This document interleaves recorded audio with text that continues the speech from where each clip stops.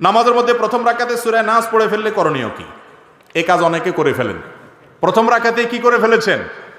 সূরা নাস পড়ে ফেলেছেন। এবার আর যাবে কোথায় বেচারা? পরে তো আর সূরা নাই, শেষ। তাহলে দ্বিতীয় রাকাতে কোনটা পড়বে বেচারা? বিপদে পড়লো কি পড়লো না? তো এই বিপদ থেকে উদ্ধার হওয়ার পথ হলো সূরা নাস পড়ে ফেলেছেন প্রথম রাকাতে, দ্বিতীয় রাকাতেও আবার সূরা নাস পড়ে নেবেন। দ্বিতীয় রাকাতে আবার কি করবেন? সূরা ফাতিহার পরে সূরা নাস পড়ে নেবেন, নামাজ হয়ে যাবে। এর জন্য কোনো সিজদায়ে সাহু দিতে হবে না।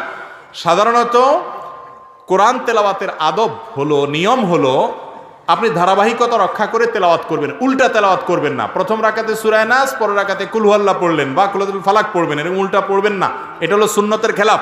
কিন্তু ভুলে হয়ে গেছে, আপনি খেয়াল করেন নাই, বেখেয়ালে হয়ে গেছে, তাতে গুনাহ হবে না, নামাজ হয়ে যাবে ইনশাআল্লাহ। এটা নিয়ে খুব বেশি পেরেশানির কোনো কারণ নাই যে হায়রে সূরা নাস পড়ে বা দাঁড়িয়েছি কোন দিক যাব, কোনো অসুবিধা নেই। আবার পরের রাকাতেও কি করতে পারেন? সূরা নাস ডাবল পড়তে পারেন, নামাজ হয়ে যাবে ইনশাআল্লাহ।